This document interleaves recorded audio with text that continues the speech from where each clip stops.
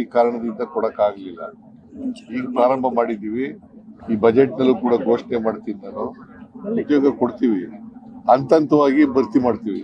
ಈಗ ಎಷ್ಟು ಖಾಲಿ ಇದಾವೆ, ಸುಮಾರು 2.5 ಲಕ್ಷಕ್ಕಿಂತ ಜಾಸ್ತಿ ಹುದ್ದೆಗಳು ಖಾಲಿ ಇದಾವೆ.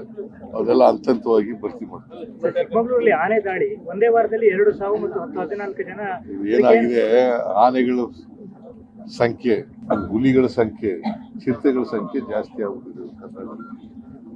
ಅವೆಲ್ಲವೂ ಕೂಡ ಹೊರಗಡೆ ಬರ್ತಾ ಇದ್ದಾವೆ. ಹೊರಗಡೆ ಬಂದು ಮಾನವ ಸಂಘರ್ಷ ನಡೀತದೆ. ಅದಕ್ಕೆ ಅದನ್ನ ಈ ಸಾರಿ ನಾವು ಬ್ಯಾರಿಕೇಡ್ ಹಾಕ್ಬೇಕು ಅಂತ ಮಾಡ್ತಾ ಇದೀವಿ. ದೊಡ್ಡ ಪ್ರಮಾಣದಲ್ಲಿ ಬ್ಯಾರಿಕೇಡ್ ಹಾಕ್ತೀವಿ ಸರ್. ಟಾಸ್ಕ್ ಫೋರ್ಸ್ ನಿಂದ ನಿಲ್ಲೋದಿಲ್ಲ, ಬ್ಯಾರಿಕೇಡ್ ನಿಂದ ಟಾಸ್ಕ್ ಫೋರ್ಸ್ ಮಾಡ್ತೀವಿ. ಬಟ್ ಬ್ಯಾರಿಕೇಡು ವ್ಯಾಪಕವಾಗಿ ಎಲ್ಲೆಲ್ಲಿ ಕಾಡಿನ ಹಂಚಿದೆ ಅಲ್ಲೆಲ್ಲ ಬ್ಯಾರಿಕೇಡ್ ಮಾಡ್ತೀವಿ. ಶಿವಮೊಗ್ಗ ಘಟನೆ ಟ್ವೀಟ್ ಮಾಡಿದ್ರಿ ತಾವು. ಅದೇ ರೀತಿ ಶಿವಮೊಗ್ಗ, ಉತ್ತರ ಕನ್ನಡ ಈ ಅಪ್ರಾಪ್ತರು ಮುಖ್ಯವಾಗಿ ಗಾಂಜಾ ಸೇವನೆಯಿಂದ ಇದು ಆಗ್ತಾ ಇದೆ ಅಂತ ಹೇಳಿ, ಇದನ್ನು ಹೇಗೆ ಸರ್ ನಿಯಂತ್ರಿಸುವುದು? ಈ ಶಿವಮೊಗ್ಗ ಘಟನೆ ಮತ್ತು ಉತ್ತರ ಕನ್ನಡದಲ್ಲಿ ಆದ ಘಟನೆಯಲ್ಲಿ ಗಾಂಜಾ ಸೇವನೆ ಪ್ರಮುಖ ಕಾರಣ ಅಂತ. ಈಗ ಗಾಂಜಾನ ಕಡಿಮೆ ಮಾಡಬೇಕು ಅಂತಕ್ಕಂಥದ್ದು ಸಂಪೂರ್ಣವಾಗಿ ಅದು ಶೂನ್ಯಕ್ಕೆ ತರಬೇಕು ಅಂತೇಳಿ ನಮ್ಮ ಸರ್ಕಾರ ಪ್ರಯತ್ನ ಮಾಡ್ತಾ ಇದೆ. ಗಾಂಜಾ ರಹಿತವಾದಂಥ ರಾಜ್ಯ ಮಾಡಬೇಕು ಅಂತಕ್ಕಂಥದ್ದು ಕರ್ನಾಟಕದ ಉದ್ದೇಶ. ನಾವು ಆ ದಿಕ್ಕಿನಲ್ಲಿ ಈಗಾಗಲೇ ಪ್ರಯತ್ನಗಳನ್ನು ಮಾಡ್ತಾ ಇದ್ದೀವಿ. ಆ ಪ್ರಯತ್ನಗಳು ಇನ್ನೂ ಸಂಪೂರ್ಣವಾಗಿ ಸಫಲ ಆಗಿಲ್ಲ, ಮಾಡ್ತಾ ಇದ್ದೀವಿ. ಸರ್, ಅಜೀಂ ಪ್ರೇಮ್ಜಿ ಅವರ ಯೂನಿವರ್ಸಿಟಿ ಮೇಲೆ ಎಬಿಪಿ ವಿದ್ಯಾರ್ಥಿಗಳು ದಾಂಧಲೆ ಮಾಡಿದ್ರು. 25 ಜನ ಮೇಲೆ ಎಫ್ಐಆರ್ ಕೂಡ ಆಗಿದೆ. ನಾವು ಯಾರು ಕಾನೂನನ್ನು ಕೈ ತಗೋತಾರೆ,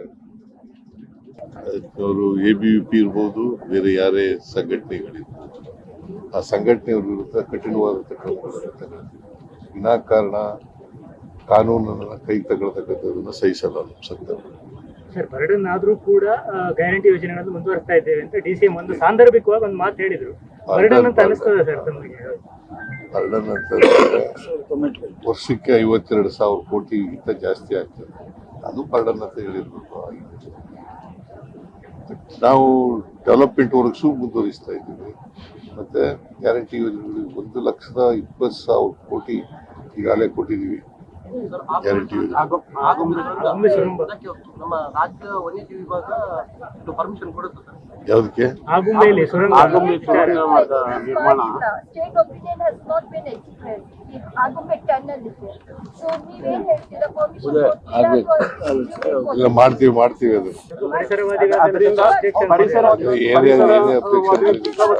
ವಿರೋಧ ಇದೆ, ಅದರಿಂದ ಪರಿಸರವಾದಿಗಳು ಸಿಕ್ಕಾಪಟ್ಟೆ ವಿರೋಧ ಇದೆ. ಮತ್ತೊಂದು, ಈಗ ಆನೆ ಹುಲಿಗಳೆಲ್ಲ ನಾಡಿಗೆ ಬರ್ತಾ ಇದ್ದಾವೆ. ಅವ್ರನ್ನು ಕನ್ವಿನ್ಸ್ ಮಾಡ್ತಕ್ಕಂಥ ಪ್ರಯತ್ನ ಮಾಡ್ತೀವಿ. ಪರಿಸರವಾದಿಗಳು ಅದರಿಂದ ಪ್ರಾಣಿಗಳ ವಾಸಸ್ಥಾನಕ್ಕೆ ಅಪಾಯ ಆಗಿ ಅವ್ರು ಮತ್ತೆ ಜಾಸ್ತಿ ನಾಡಿಗೆ ಬರಲ್ವಾ? ಪರಿಸರವಾದಿಗಳು ಯಾವ ಕಾರಣಕ್ಕೆ ವಿರೋಧ ಮಾಡ್ತಾ ಇದ್ದಾರೆ ಅದನ್ನ ಅವ್ರ ಜೊತೆ ಮಾತಾಡಿ ಪರಿಹಾರ ಮಾಡ್ತಕ್ಕಂಥ ಕೆಲಸ. ಇಲ್ಲಿ ಪರಶುರಾಮ ಥೀಮ್ ಪಾರ್ಕ್ ಬಗ್ಗೆ ನಿಮಗೆ ಗೊತ್ತಿದೆ, ಎಲ್ಲ ಚರ್ಚೆ ಆಗ್ತಾ ಇದೆ. ಒಂದದು ಕಂಪ್ಲೀಟ್ ಆಗಬೇಕು ಅನ್ನೋದು ಒತ್ತಾಯ ಇದೆ. ತನಿಖೆ ಯಾವ ಹಂತಕ್ಕೆ ಒಂದು ಲಾಜಿಕ್ ಎಂಡಿಗೆ ಬರ್ತಾ ಇಲ್ಲ ಅನ್ನೋ ಅಭಿಪ್ರಾಯ ಕೂಡ ಇದೆ. ಪರಶುರಾಮ ಥೀಮ್ ಪಾರ್ಕ್ ಕಾರ್ಕಳದಲ್ಲಿ ಅದನ್ನ ಮಾಡ್ತೀವಿ.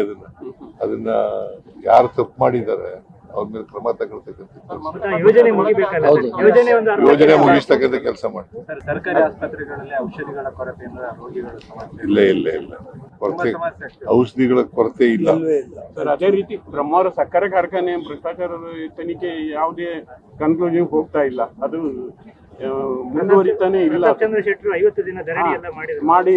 ಪ್ರತಾಪ್ ಚಂದ್ರ ಶೆಟ್ಟರು 50 ಅದು ಬ್ರಹ್ಮಾವರ ನಾವು ಈಗಾಗಲೇ ಡಿಸಿಷನ್ ತಗೊಂಡಿದ್ವಿ. ಸೊ ಯಾರು ಕೂಡ ಮುಂದೆ ಬರಲ್ಲ ಅದನ್ನ ನಡೆಸಕ್ಕೆ. ಅದಲ್ಲ, ಅದು ಭ್ರಷ್ಟಾಚಾರ. ಗುಜರಿ ಮಾರಾಟದಲ್ಲಿ 14ರಿಂದ ಭ್ರಷ್ಟಾಚಾರ ಆಗಿದೆ ಅನ್ನೋ ಒಂದು ಅದ್ರ ಬಗ್ಗೆ ಎಂಕ್ವೈರಿ ಮಾಡಿಸ್ತೀವಿ. ನರ್ಸಿಂಗ್ನ ಮಕ್ಕಳು ಇಲ್ಲಿಯವರು ಕಾಯ್ತಾ ಇದ್ದಾರೆ ಸರ್. ಅಲ್ಲಿ ಬೇಡಿಕೆಯೂ ಬಂತು, ಸ್ವಂತ ಕಟ್ಟಡ ಮತ್ತು ಅದೆಲ್ಲ ನರ್ಸಿಂಗ್ ಮಕ್ಕಳು ಕಾಯ್ತಾನೂ ಇದ್ದಾರೆ. ಈ ಕಾರ್ಕಳದಲ್ಲಿ ಬಹಳ ದೊಡ್ಡ ಸಮಸ್ಯೆ. ಇಲ್ಲೇ ಕಾರ್ಕಳದಲ್ಲೇ ಅಲ್ಲಿ ಮನವಿಯಲ್ಲೂ ಹೇಳಿದ್ರು. ನರ್ಸಿಂಗ್ ಕಾಲೇಜ್ ಸ್ವಂತ ಕಟ್ಟಡ ಎಲ್ಲೂ ಇಲ್ಲ ಸರ್. ಸ್ಟಾರ್ಟ್ ಆಗಿ 4 ವರ್ಷ IMC ಮಾನ್ಯತೆ ಇಲ್ಲ ಸರ್. ಸರ್ಕಾರಿ ಕಾಲೇಜಾ? ನಾನು ಇದು ನೋಡ್ತೀನಿ. ಸರ್ ಪಿಲಿಕುಳದಲ್ಲಿ ಜೈವಿಕ ಉದ್ಯಾನವನ ಇದೆ ಸರ್, ಅಲ್ಲಿ ಪ್ರಾಣಿಗಳ ಸ್ಥಿತಿ ತುಂಬಾ ಶೋಚನೀಯ ಸ್ಥಿತಿಯಲ್ಲಿ ಇದೆ ಸರ್. ಕೆಲವೊಂದು ಮಾಧ್ಯಮ ವರದಿಗಳು ಕೂಡ ಬಂದಿರುವಂತ ಸರ್. ಪಿಲ್ಕುಳದಲ್ಲಿ ಪಿಲಿಕುಳ ಜೈವಿಕ ಉದ್ಯಾನವನ ಅದನ್ನ ಒಬ್ಬ ನೋಡ್ತೀನಿ, ಅದ್ರ ರಿಪೋರ್ಟ್ ತರಿಸ್ಕೊಂಡು ನೋಡ್ತೀನಿ DC ಇಂದ. ಶಾಸಕರೆಲ್ಲ ಮಂತ್ರಿಗಳಾಗಬೇಕು ಅಂತ ಕೆಲವರು ಅಭಿಲಾಷೆ ವ್ಯಕ್ತಪಡಿಸ್ತಾ ಇದ್ದಾರೆ. Nothing wrong in that. ಈಗ ಮಂತ್ರಿಗಳಾಗಬೇಕು ಅನ್ನೋದ್ರಲ್ಲಿ ತಪ್ಪೇನಿಲ್ಲ.